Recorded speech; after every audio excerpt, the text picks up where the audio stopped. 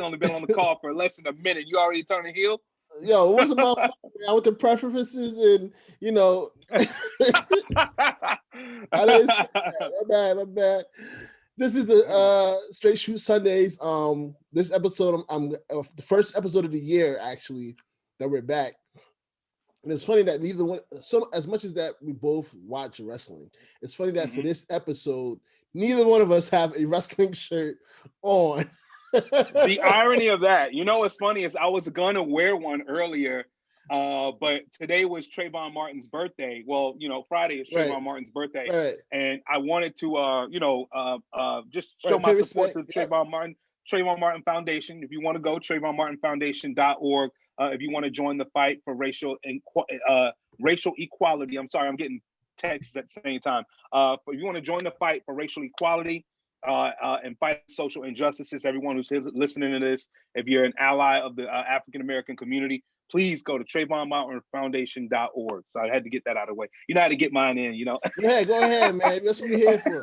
Like I said before we started this portion, it's a as much as, put it like this, me and Nailz are like best friends. And this is the first time ever on record we're actually going to talk about wrestling. Yeah. Like I've known this man about 6 years now? 6, 7 years. I think a little bit longer than that, bro. Yeah, not longer. Probably like 8. Yeah, like more like 8 or 9. Yeah. And this is our first time on record. Every time we plan something happens. We're like, all right, we'll come back to it. And then this time it's finally happened. Yeah, you're way busier than me, bro. Yeah, right. Well, yeah, in life, life and career-wise, yeah, right. So for everybody that doesn't know, Nailz, tell everything that you do, hit all your spots. You know what to do. You do radio. Go ahead. All right, so I am Nailz. Some people call me DJ Nailz. I am an on-air talent here in the state of Florida, in Orlando at Power 95.3, in Miami at 99 Jams, and Jacksonville at Power 106.1. Big, long-time wrestling fan. Been a wrestling fan since I was 4 years old. I remember it was 1992. And the show that got me interested was Royal Rumble 1992. I have been a lifelong wrestling fan, and I like to brag too, because my favorite thing to say is what made me a wrestling fan, other than watching Royal Rumble in 92. My first wrestling event happened to be Clash of the Champions in Daytona Beach at the Ocean Center, where the Shockmaster debuted. Then my second pro wrestling event that I attended was WCW Monday Nitro. It was May 6, 1996. My dad took me there for a birthday. And then my third wrestling event happened to be probably the most historic moment in pro wrestling, where Hulk Hogan turned heel and joined the NWO, and they were formed at the Ocean Center for Bash at the Beach. So that's just like my first 3 live wrestling events. Because you was there, you was there when Lex Luger pulled up too at the mall, right?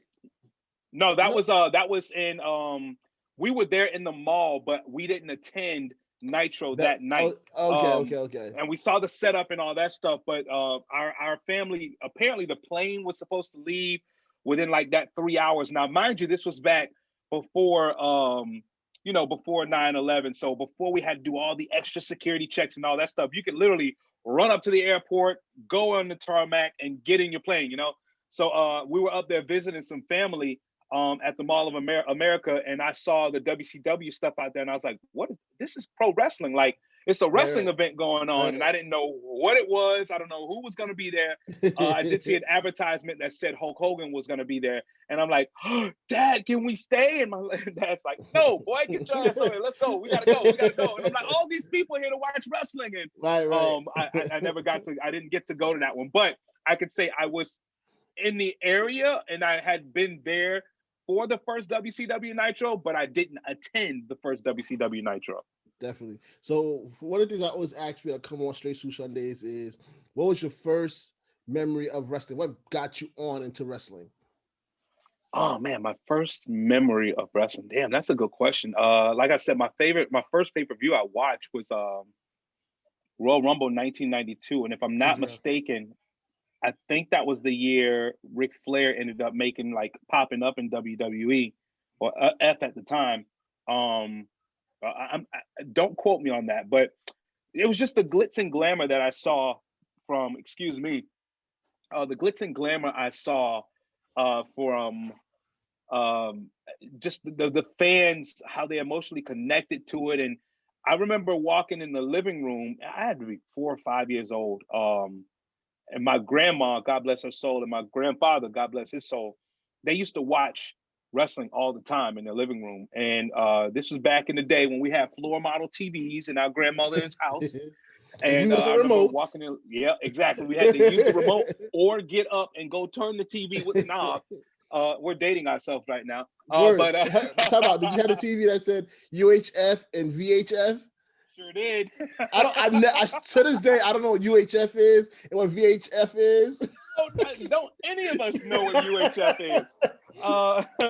But I remember being at my grandparents' house on my mom's side, and all the time I used to go over there. And Saturday mornings is when my mom, sometimes she would have to work, and she would drop us off at our grandparents' house. And my grandfather used to always be in the living room watching wrestling. And then it happened to be WCW Saturday Night Live that he was watching. It was like I can always remember that music in the back of my head. And he was watching that, and that made me attracted to it, because my grandfather used to always scream at the TV like, "Get him, get him, get him!" Oh boy, there you go. He got help on the way, like when somebody's doing a run-in and stuff. So that was always that always caught my attention.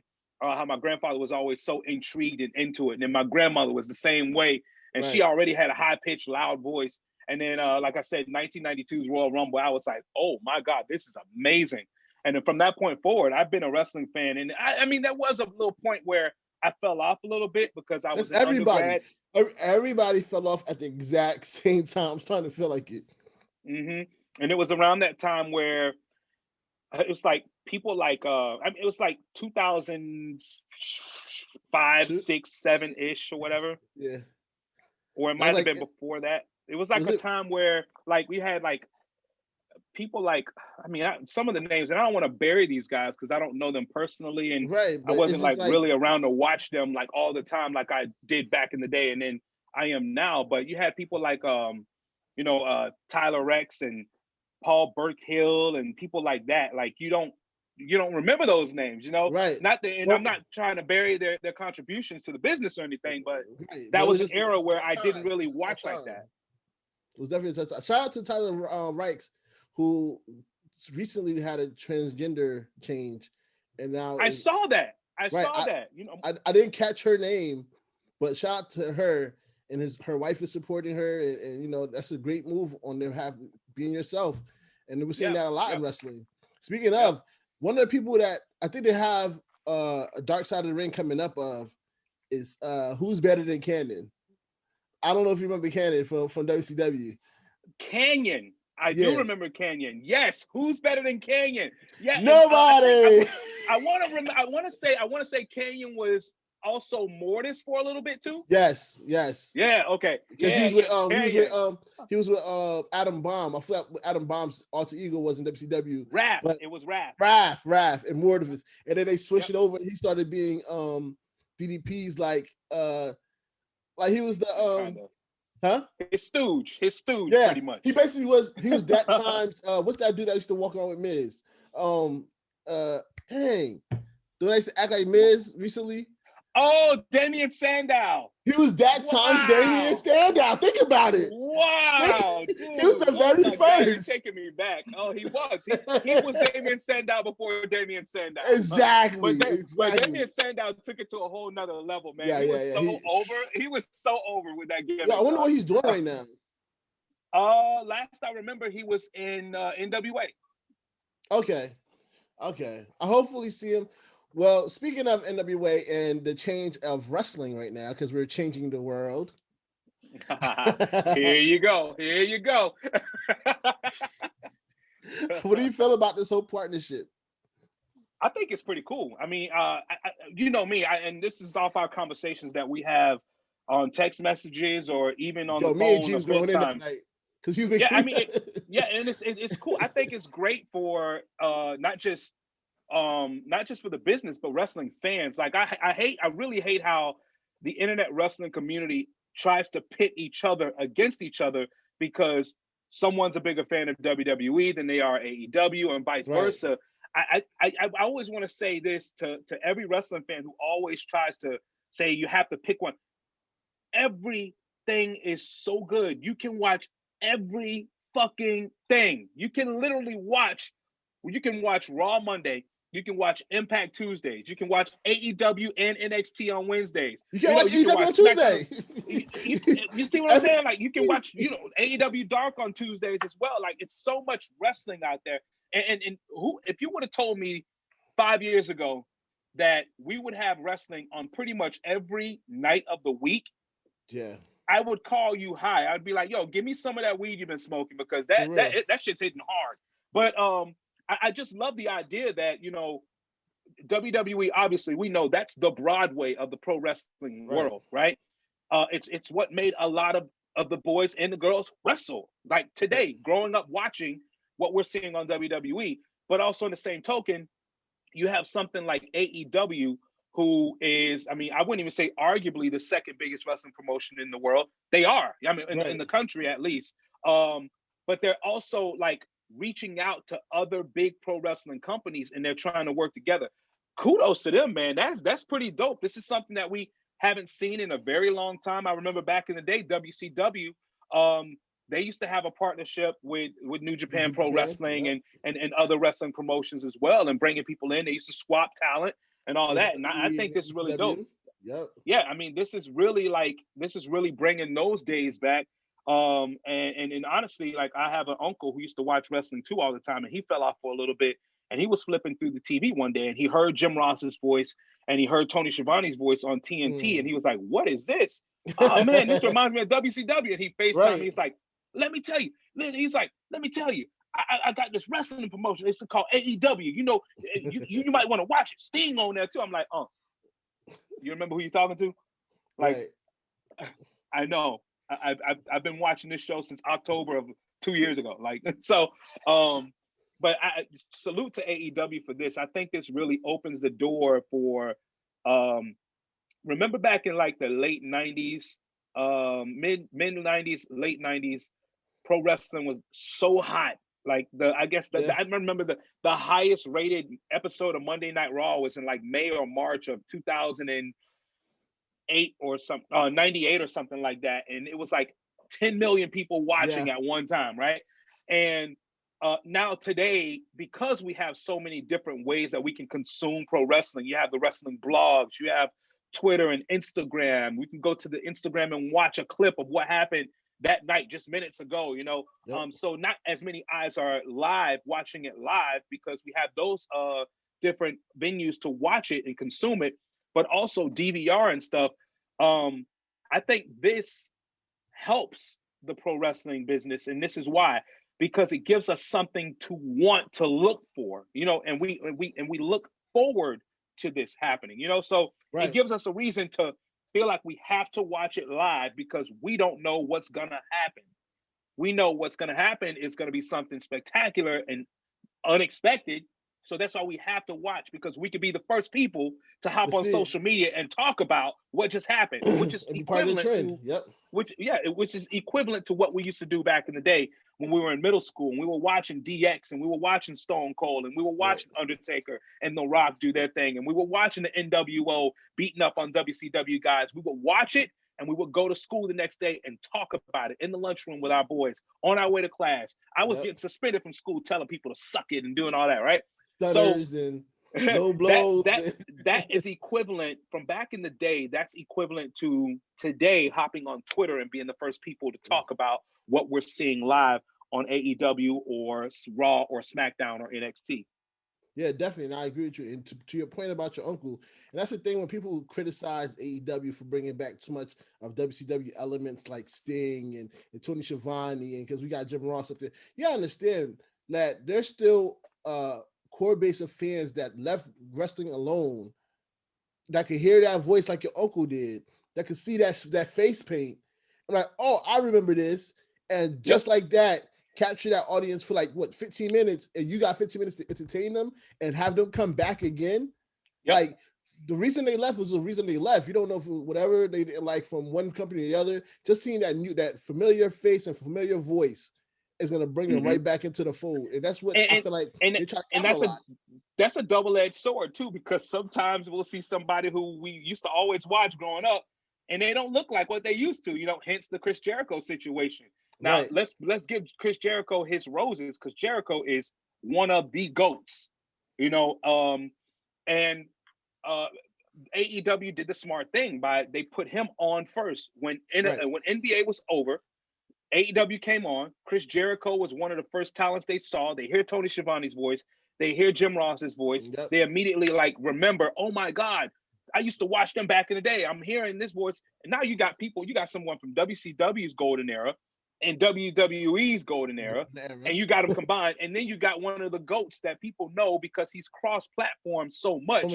Chris Jericho is such a mainstream name and a mainstream face that is what kept people's attention. Whether you were there for 2 minutes or whether you were there for for 2 hours, you were watching AEW and you were exposed to AEW for at least a few minutes. And that lets people know that, hey, AEW is like, hey, we're here and we're an alternative to what pro wrestling is. And that's what everybody saw. And just like you said, I mean, my uncle, it brought him back to it. My uncle watches every Wednesday now.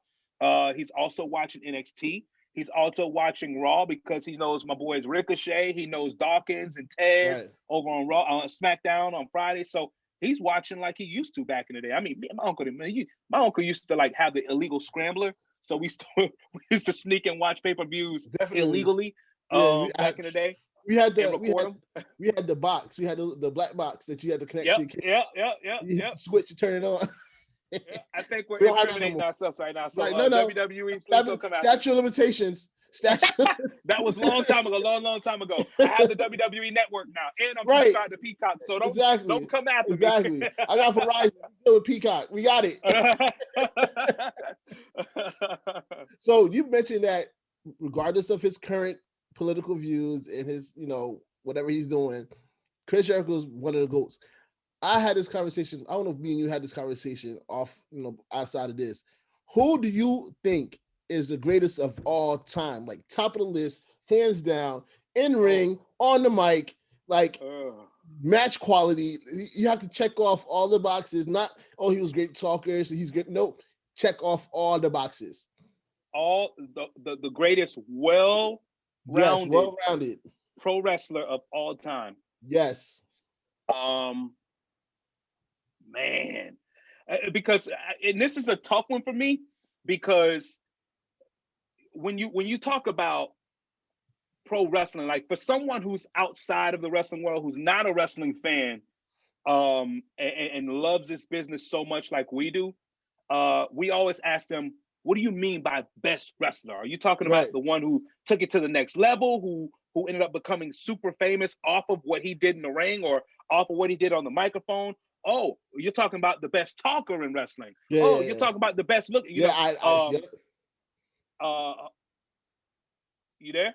Yep. Did I lose it? Okay. But yeah, so I would give it to, and this is someone who I feel like he deserves his roses while he's here, because this man has wrestled for years. We grew up watching him. My nephew, who is 19 years old now, he's grown up watching him. Well, actually, DJ is 20 now. Our parents, they're old enough to know about him. And our grandparents were watching him. I got to give it to the Nature Boy, Ric Flair. Really? Yeah. I mean, you talk about it. He was the original. I mean, hell, he's the original rapper. You know how rappers these days love stunting and stuff. I mean, that's Flair, right? He's also the guy who lived his gimmick, and he did not know what kayfabe was not. He lived kayfabe. Like, he literally lived kayfabe his entire life. We hear the stories. Exactly. And, you hear stories all the time. Shout out my boy G-Ham, who idolizes Ric Flair. And he loves being able to get, knowledge from Ric Flair about the business and stuff. And you look at Ric Flair. Ric Flair's been wrestling since the late 60s. So he's been wrestling for almost four generations, Yeah. bro, or at least involved in the business at some point for 40 plus years. I might be wrong on that. I might be wrong on just my estimation. He might have been active longer than that. I think he was around for like 4 decades. I think that's what it was promoting around his retirement. Yeah, you're right. You know what? His debut, I just looked it up. His debut was in 1972, bro. Just think about that for a second. And a plane crash couldn't even stop him from wrestling. He been in two plane crashes and damn near struck by lightning. Like and what? Still limousine riding, right? Jet flying, kiss stealing, wheeling dealing, son of a gun. And he still has a hard time keeping them Gators down. Right. Lacey Evans will tell you. I honestly, and this is unpopular opinion, I really like what they're doing right now with Charlotte, Ric Flair, and Lacey Evans. I really like that because this gives them the opportunity to, for the people who don't know who Lacey Evans is, she's getting a rub from the greatest. You know, they're creating another star off of being associated with Ric Flair and creating a dope rivalry right now too, because sometimes it's hard to see what's a work and a shoot between Charlotte and Lacey Evans, because sometimes you can see it in Charlotte's face, like she's genuinely pissed off sometimes. Like when the song hit, like, that's what I'm saying about to say. So the song hit, she tagged Oscar like, yo, this. Yeah, exactly. So Oscar, what the fuck? Like, what do you mean? Like, you don't know if it's a work or a shoot, and that's what makes it amazing, bro. Is I mean, you take it back to the days when we were growing up watching this, we didn't know. I mean, we didn't know what was real and what was fake on both channels at sometimes, and we didn't know what to expect. It was the feeling of unpredictability that Monday Night Raw and Monday Nitro brought us in the late 90s, in the mid 90s and late 90s. I feel like that is what AEW popping back up on the scene, and then this partnership with all these other pro wrestling companies, it brings that unpredictability back to not just those companies, but WWE as well, because competition brings out the best in everybody, and everybody wants to be on top, and everybody wants their company and their brand to be the brand of their company that's going to run this business, and they want all eyes on them. And I am not mad at it at one bit. When people, go back and forth about, the ideas that are popping up on WWE or popping up on AEW, because fans always want to be vocal. They want to get their opinion out, right? Everybody's an expert. Everybody's an expert in pro wrestling, right? And if one of the wrestlers try and tell them something, they're sitting there like, you don't know. What? You're blinded. You're blinded by the money. For wrestling fans, by the way, like, you can't tell a wrestler about wrestling. I don't care what and even if you're reading stuff on dirt sheets. If you're reading stuff on the dirt sheets, take it with a grain of salt. Please take it with a grain of salt. These are people who literally eat, breathe, and sleep just like us. They just happen to work in the pro wrestling world. They are a human being too. So please let these people live their damn life. And I'm not saying it because I'm friends with any of them, but I just want to put that out there and just let you know how normal these wrestlers are and how you need to let them live their lives too, and don't tell them about how to do their job. Right. I agree with you. But I'm off my soapbox. So I just want to put that out there. Back to your initial question when you said, who's the greatest of all time? To me, personally, it's the Nature Boy, Ric Flair. So for me, I can't argue that. I'll give you that with Ric Flair. Ric Flair, like you said, transcended generations, 4 decades of great work, always changing, not even changing with the times, just fitting in with the times of being himself. And 4 generations of being at the top. Right. Let's be clear. Yeah. Let's be clear. Definitely. Has he ever won a mid-card title outside of the tag team titles? I think he had the IC title for a little bit, right? He's been Intercontinental champion, and he's also been the United States champion a few times too. I believe he beat Harley Race for it a couple times. Okay. But yeah, he's held the United States Championship and the Intercontinental Championship, and we might be missing one more. But he's been hell. I mean, he's been WCW champion. He's been. I want to say he had all the titles from both promotions. He has. He's been tag team champ too. He's the first 2-time WWE Hall of Famer. Yeah. You know, his accolades. It's hard for me to argue. Go on and on and on and on and on. I mean, you can't. It's hard. You can't take any of his accomplishments away from him. But for me, I feel the greatest of all time, well-rounded, is Shawn Michaels. I can't argue that either. I really that boy right there. I cannot argue that. I mean, this dude retired for like, what was it, like 6 or 7 years? He retired. 7 years. He retired for 7 years. 7 years, came back like nothing happened. Like he didn't age one bit. And his second run was better than his first run. Right. When he started focusing more, stopped drinking and partying, and really like was focused. He was. Another thing that I want to point out too about Shawn Michaels is when you hear OGs in the pro wrestling world, and even some of the guys and girls today talk about Ric Flair, one of the things they always say about Ric Flair is that the man can wrestle a broomstick and have a great match. Yep. And that's the same for HBK. He can wrestle a broomstick and have a great match. I mean, the guy's tag team partner was God on a pay-per-view against the McMahons.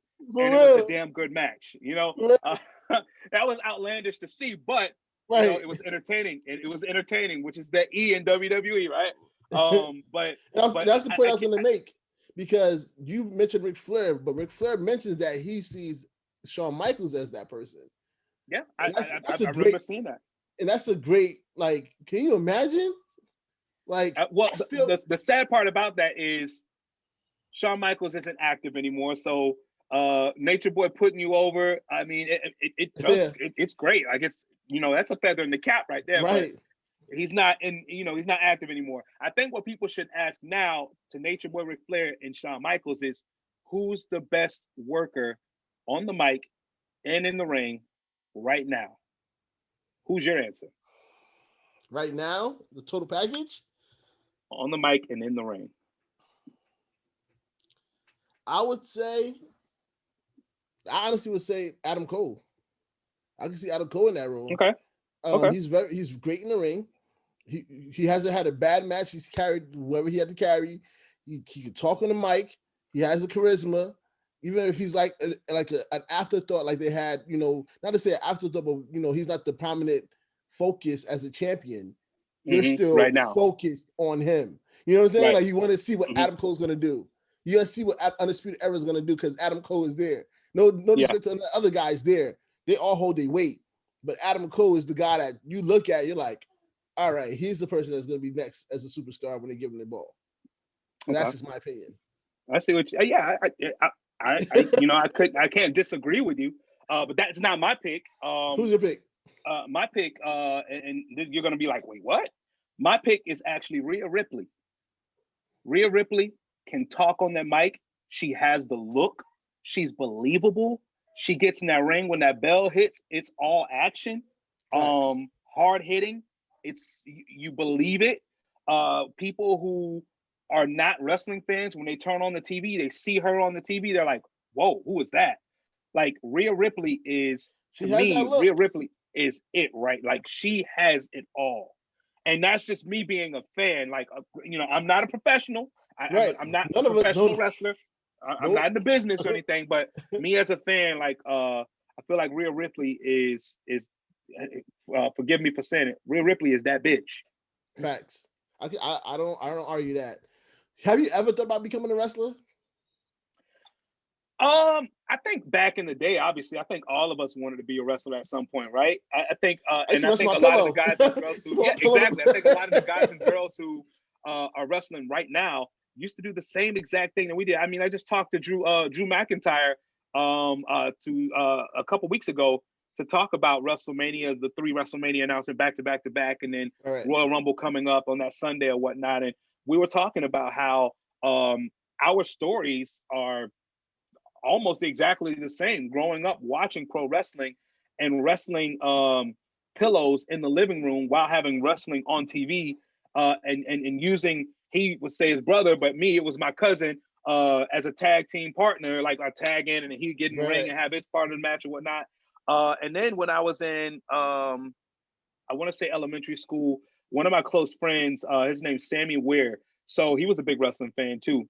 And he used to have at his birthday parties, he would have like a inflatable wrestling ring there. Really? And yeah, and we used to have our own wrestling matches. Dude, I'm telling you, when we would put on a show, when I say we would put on a show, bro, the parents who were there at the birthday parties would literally grab chairs and beers and sit around the ring and watch us have matches. We would have battle royals, we would have tag team matches, we would have cruiserweight matches and everything. Because back at the time, you know, WCW was doing it was the cruiserweight boom on Monday Nitro with Eddie Guerrero and Dean Malenko and Chris Jericho and Psychosis and Rey Mysterio. Like the list goes on and on. Like shout out to La Parka too.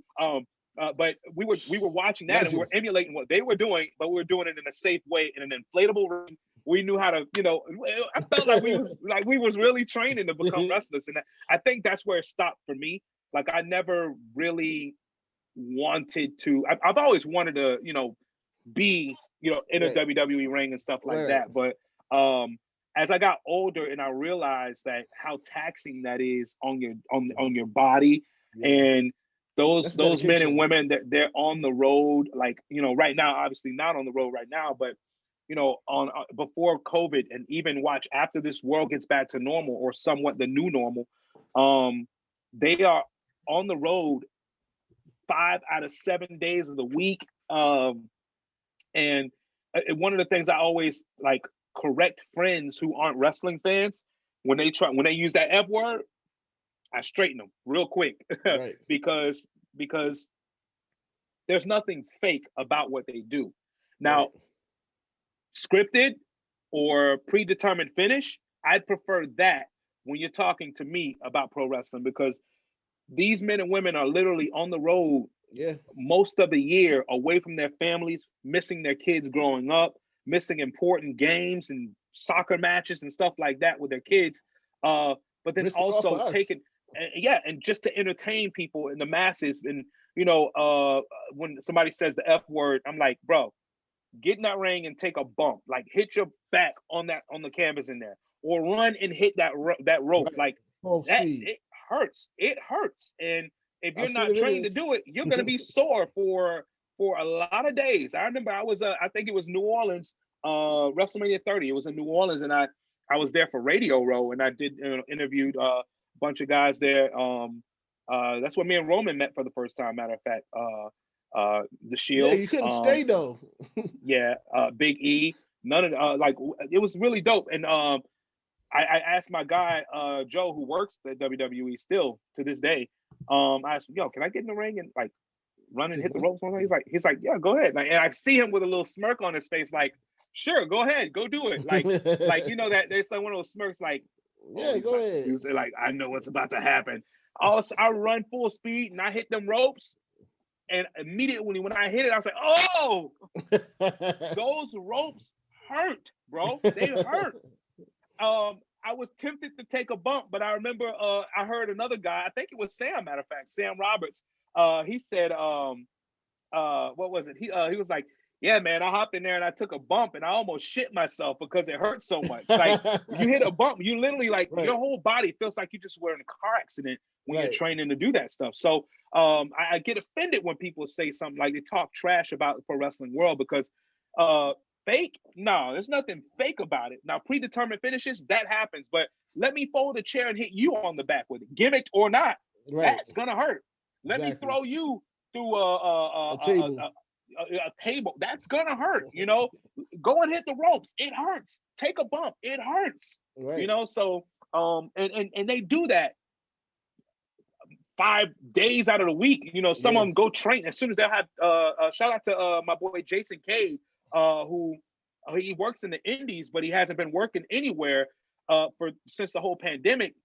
But he has a regular 9 to 5, and then after he's done with his 9 to 5, he goes and he trains with Natty and TJ down in Tampa.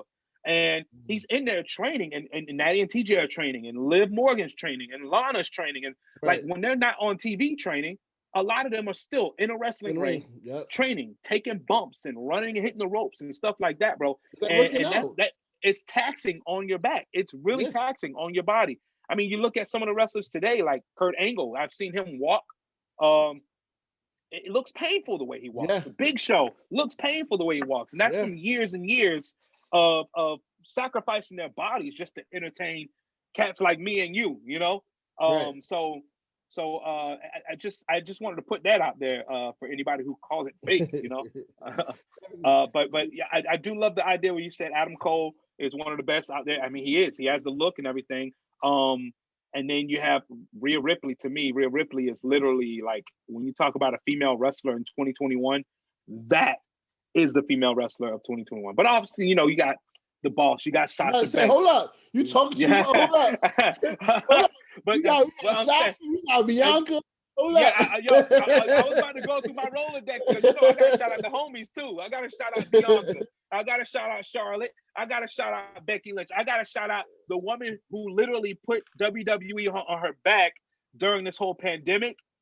Bayley has been busting her ass for pro wrestling this whole pandemic, bro. Her and Sasha and Asuka have been carrying this women's division, you know, in the absence of Charlotte and Becky Lynch and others, and literally taking the load and still making it interesting and fun, all while being themselves. You know, that's that Sasha. So here's the reason why I actually have you ever thought about, because I was gonna say, what would be your finisher if you could choose a finisher? Because I remember back in the day when I used to wrestle, like me and my boy, like rest in peace to my boy Jamar, aka Deuce. Me and him used to be tag team partners back in the day. And I used to always, here's the thing, I love the shooting star press, but I could never hit the shit. So, so I was standing on top of my parents' bed, and like, all right, shooting star press, and I fall flat back off the top. Oh. So I'm like, all right, I found another finisher. I went with the power bomb. I was like, that's the easiest thing I could do. It's a dope finisher. Back in the day, my finisher was actually the super kick, but that's clearly not a finisher. That's clearly not a finisher in 2021. Right? Yo, sidebar. Have you realized? Have you been watching AEW lately? I have, like here and there, like not bit by bit, not the whole show from beginning to end. So I've shout out to the commentators. I've realized that they no longer call it a super kick when it's used during a match. They've been calling it a thrust kick. I think they're trying to polish it up a little bit to not water down any more of the word super kick. So now when wrestlers hit that move, they call it a thrust kick. I like it. Trying to preserve it a little bit. I did too. I was like, it's a small change, but it's just like those kind of things are needed when you try to rebrand your idea of what wrestling is. Because right now, super kick is everywhere. Yeah, super kicks everywhere. The DDT is everywhere. Oh man, so what would be stunners? My finisher? I'm sorry. Stunners, no offense to the wrestlers, but everybody's hitting stunners now. Like, and those were finishers that literally put people down. Right. You know, so like I said, back in the day, it used to be a super kick when I play wrestled in the living room and in the inflatable wrestling ring. But I think, man, what would be my finisher? Maybe a corkscrew pile driver. I think Kevin Owens used to do it, and it's kind of like Samoa Joe's muscle buster, but instead of having them up on your shoulder, you actually have them like between your legs, like cradle, crouching your legs, and you spin and drop them. That would probably be my finisher, because it actually looks painful and it would put somebody away. When you used to play wrestle, right? You had any scare moments? Like, I'm gonna tell you mine. One time, I convinced my boy, right? One of my boys who was playing wrestling. I'm like, yo, let me hit the pedigree. He's like, what? No, I'm not let you hit the pedigree. I'm like, nah, there's a pillow right here. We gonna set the pillow. I'm gonna hit the pedigree on the pillow, right? We didn't take it into account. And like, I was like, okay, on the count of 3, you jump with me, all right? So 1, 2, 3, we jump. We didn't take it into account. My feet kicks away the pillow.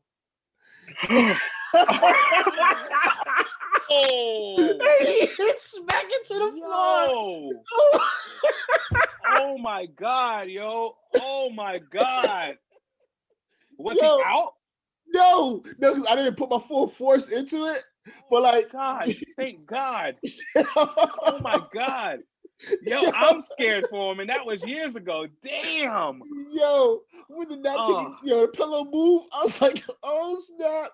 I kind of let go of his arms, but it was like I remember it was already landing. Like, so mine was I've had two. I had two occasions. So one was me and my stepbrother Calvin. We used to wrestle in the living room, and I don't remember which WWF show it was that would come on. Maybe it was Livewire on USA on Saturday or Sunday mornings, and we were watching Saturday it. It was an episode. It was an episode that was on, and we decided to just push the couches closer again and set up a match or whatever. And we used a pillow as a chair or whatever. Yeah. And my brother hit me in the head hard as hell with that damn pillow. So, I had like I was the baby of the whole crew. So it's like, right. At the time when they're always picking on you, you end up getting frustrated. So you're like, you just respond like no reaction. So I grabbed the pillow from him. And when I say I tried to swing and knock his head off of his fucking shoulders, and he ducked, and it hit the lamp that's on the side of the couch on the coffee table. That lamp flew all the way across the entire living room into the dining room and shattered. My stepmom was in the kitchen washing dishes. I got my ass tore up out the frame, bro. He set you up.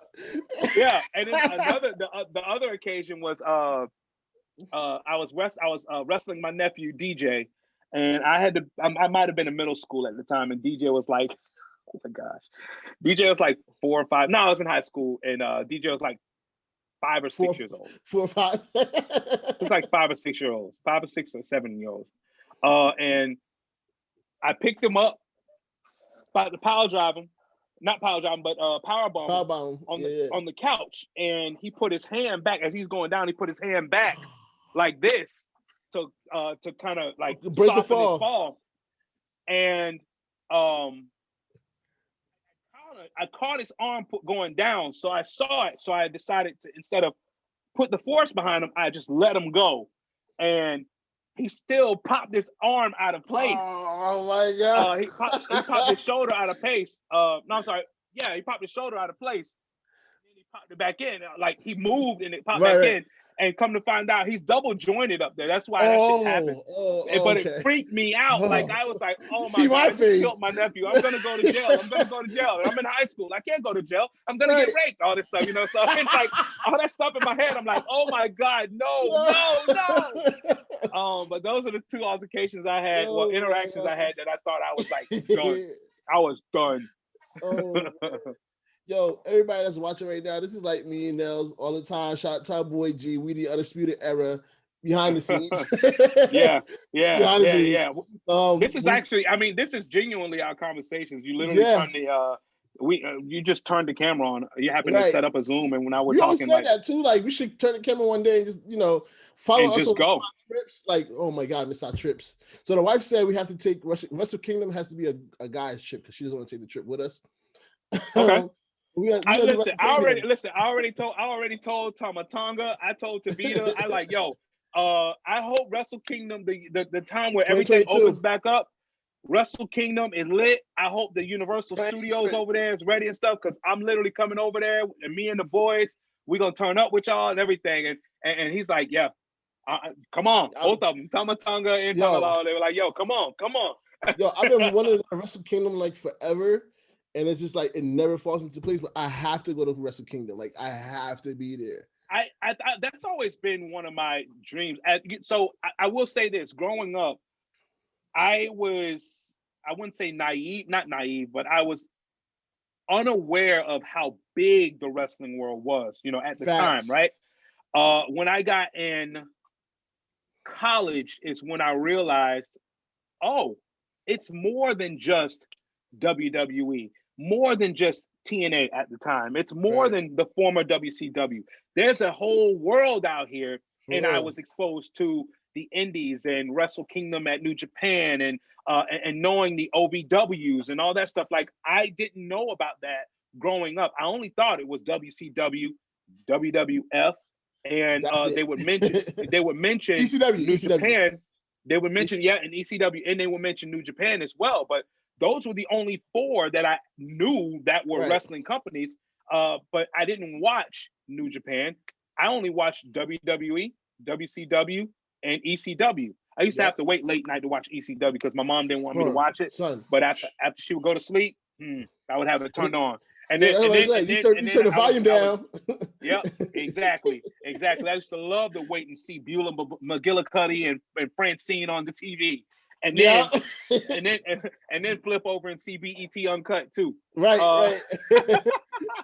But what was that Nelly song that was like on Uncut at all times? Tip drill, brother. Tip drill, yeah. I have that music video saved on a VCR tape, on a VHS tape somewhere in my mom's house. I used to record that video and watch it. You know what's funny? I was about to tell you this when we were talking about like when we wanted to become wrestlers and we fake played. Somewhere in the universe, I don't know where it's at. There's a cassette tape, a video recording of me practicing my intro music. Because I used to buy the WWF volume, was it volume 13 or something like that, with the green on there, the X and everything. I used to play. That was 4. So that was WWF the music volume 4, bro. Yes, I used to play the theme music, and I used to come out with my cardboard title. Yo, oh my God, no. So it's funny you say that because I can make a WWE title right now, bro, with paper and tape. Really? I used to make WWE titles with paper and tape. How long did it take? And that would be maybe 3 minutes, maybe? Not even that. Do it. I don't have any tape around me right now, but I'm gonna show you. I don't have any tape around me, but you know what? I think I got a stapler over in the area. Hold on. But I'm gonna show you. I'm gonna make a title. This is the titles that we used to have.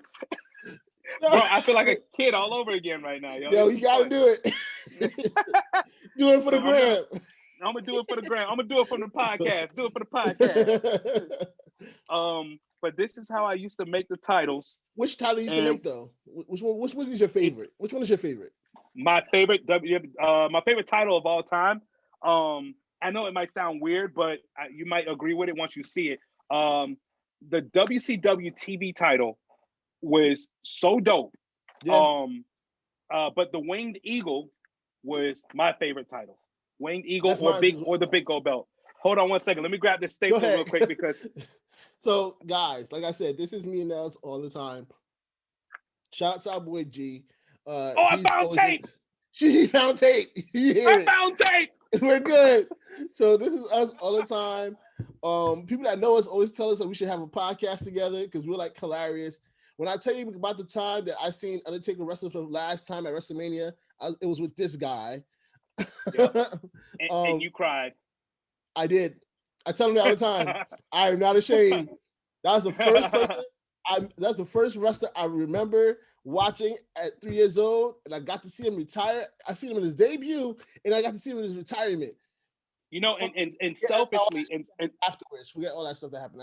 And selfishly, we were literally selfishly saying, "Damn, I hope this is it for him, and he doesn't come back, so we can say we saw the Undertaker's last match." You know, and then boom, he pops back up. You know, that don't count. We see his last WrestleMania.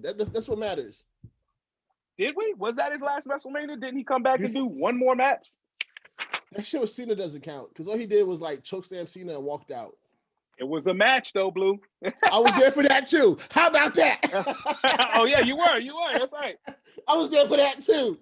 Yeah, that was the worst squash I've ever seen in my life. Yo, so like, we're all sitting there like, wait, what? Was this a match or? This is what I feel like they were just trying to force Cena to just keep coming back. Like, just do something. Just do anything. And they played with us a lot about that too. Like they literally played with us a lot, talking about he's not going to show up, and then he is going to show up, and then when he finally showed up, it was like, nah. It was like Yeah.